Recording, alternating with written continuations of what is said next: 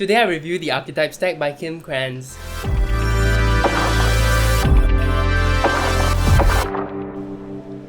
Hello my friends, this is Casper the Boy Diviner here today, and thank you so much for coming back to my channel. If you enjoy my content, please feel free to leave a like and subscribe, it really helps me out. Thank you so much. At the same time, it's raining right now, so I'm sorry if you hear any kind of thunder, if you hear any kind of pitter-patter of rain.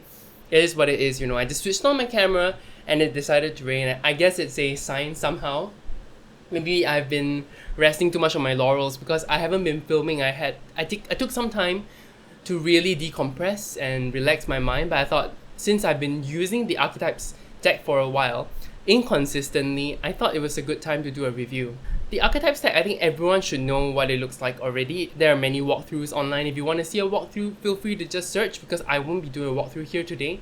But I'll be talking about my experiences with the deck and how I think we should best use the deck, and you know, other things like the card stock, the images. This deck, you need the book. You cannot read this without the book. Even though it's archetypes, they are supposed to be things that we are used to, we can interpret ourselves. I feel like the book really helps a lot. I wouldn't be able to understand the structure of the deck without the book. Okay, I do enjoy the images. Okay, the deck itself is split up into 4 themes or 4 categories. The first category is selves, so it's all is who you are, what kind of aspect are you expressing. I really like these cards. And then the second part is the place. So the place is, for example, the Bardo. This one keeps coming up for me. And then, you know, this one, the Temple. The Mountain. This one comes up for me quite often as well. And then the third one is Tool. The tool that you're supposed to use or you're using already, depending on what you're asking in the reading. The Tier. The Medallion, for example, and the Venom. So these are tools that we use on a day-to-day basis, right? Like how we're using our tools. And the fourth is the Initiation. This is the most abstract part of the deck, okay? Kairos, there are very few initiation cards. So if you're like sort of using the deck all together, getting this initiation is kind of rare. However, through my experience, I didn't feel like using the deck all together made much sense. I've done it, I mixed it all up together, and the readings I got were often muddy. It wasn't very clear to me. So I feel like when you're using this deck, you need to know what you want to ask. Like, who should I become? Then you use the selves portion. What should I do more? Use the tool portion. Where should I go? Then you use the place portion. I feel like that would be the best way of using this deck, is to actually really split it up into 4. So that is my way to use it, more so than all of it together. So that's one of my smaller pet peeves of the deck, just because the deck comes with Roman numerals, and Roman numerals are so hard. They're so hard for a layman like me, and it's hard to separate them out once I mix them together. It took me so long. And it makes it really hard to actually search the correct entry here, just because, for example, LX. So I don't know what L is. I'm guessing it's 40 or 50. You know, things like that. I just can't remember exactly what an L is. I mean, it isn't a deal breaker. I just wish to use numbers, like just normal Arabic numerals. That would really help me out in using this deck. I do feel like this deck has a poetic quality to it. I wrote a poem based on a draw that I had, and if I have time, I'll show it here, so that you can see how the deck influenced what I wrote. And I really find it beautiful. The images are beautiful, even though sometimes it feels a bit collagey like this one. I don't have a stigma against collagey decks any longer. There's only one that was almost a deal breaker for me. Let me show it to you. This one, the comic.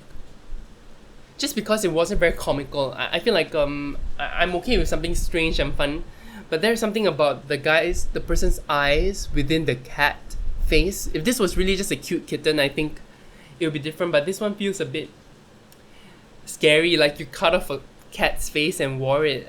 That's not very comical to me, and that's why it kind of turns me off.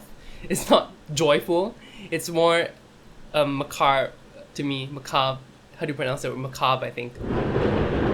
See, ominous.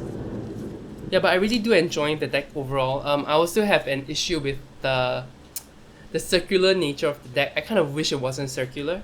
I know the good thing about circular cards is that you can read it based on the angle that it is. Is it upright? Is it turned to the left? Is it at a weird 60-degree angle? At the same time, I don't find that that really helps me with reading the deck. I don't know if I want to read into 60-degree angle, 75 degrees. What does that mean? I don't know. I really have no idea how to read something like that. Do I read it when it's like this? Do I say that, oh, it's going up? This energy is going up? I have no idea. I guess for someone more seasoned who already have such correspondences in their head based on degrees, they're used to using circular decks, I feel like that helps. But for me, I don't feel like the book gives sufficient help in that sense. But this book is really great. You have to read the beginning. You have to read this, The Ocean Within the Mountain. This is her story and her struggle towards making this deck after making the Wild Unknown, the wildly popular Wild Unknown deck. I also have other decks, the Animal Spirit Oracle and the Wild Unknown deck, but I don't use it together. I haven't tried it out. It's just because I kind of ruined my Animal Spirit by writing over it with a gel pen and everything smudged. It's really pretty bad right now, but it is what it is. Yeah, I really do enjoy using this deck. What I usually pull is like, for example, what tool do I have now and what tool should I get? And then maybe like who am I right now and who should I aspire to be? Where am I right now and where should I go? And then at the end I'll write what initiation do I need to go through to make this kind of transition, and then I do this one card draw from the initiation cards. Yeah. You know, I don't know what else to say apart from how beautiful the deck is. The colors are vibrant. The cardstock is fine. It isn't too painful to shuffle. If you want to do it as a whole, it is quite a chunky deck. So that's another reason why I wouldn't use this deck altogether. Number one, sometimes the answers can be a bit muddy depending on what you're asking. And then, for example, if you ask past, present, future, and you get one from tool, one from identity, one from place, it doesn't really make much sense. It's not consistent. It's not a consistent reading. So I do really feel like you should do it separately. How chunky the deck is altogether is just kind of another added layer why you don't want to mix them all together. Okay, and then storing them, while you really have to look through and separate them to say like, oh, this is all the places, this is all the identities. I feel like that's a bit of a pain. So I feel like there are so many reasons why this deck isn't a daily like pull for me. It's not a deck that I use on a daily basis. I only use it when I feel up to it because there's so many hurdles towards using it. The degree, should I count it in, finding the separate categories within the deck before I use it, trying to understand the Roman numerals when I finally do a reading to find the entry in this book. But overall, if you like Kim Kranz's art, if you feel like you connected really well with the Wild Unknown and the Animal Spirit Oracle, this is a deck you should get, I feel. Okay, this was a short and sweet review. I really hope you enjoyed this. I do feel tempted to show more cards to you, but I don't know if there's any point. I feel like you guys should just take a look at the cards that are done by others. You see, these are cards that I would love, but I don't get them. I keep getting the same cards over and over again, so I don't know if there's a message this deck is trying to tell me. But okay, let's do a quick draw. How is everyone right now? What's the overall collective identity that we have right now?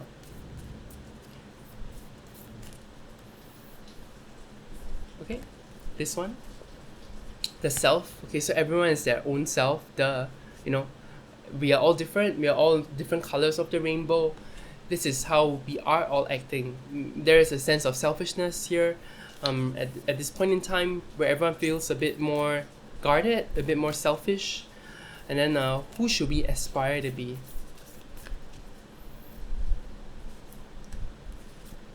Okay, the animal.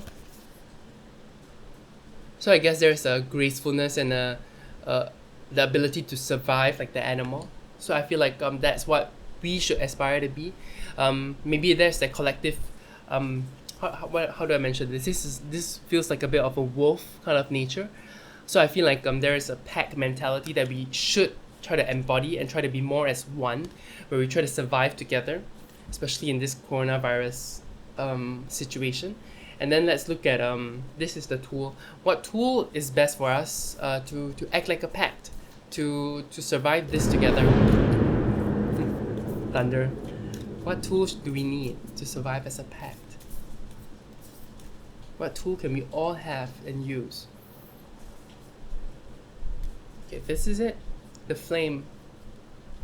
The guiding flame, the flame in the light in the darkness, the thing you look at, the hope that you must keep alive. So I guess if we're all hopeful and we're all not so cynical, if we all believe in one another, looking at this flame, that one single goal for everyone to survive, I think this would work out.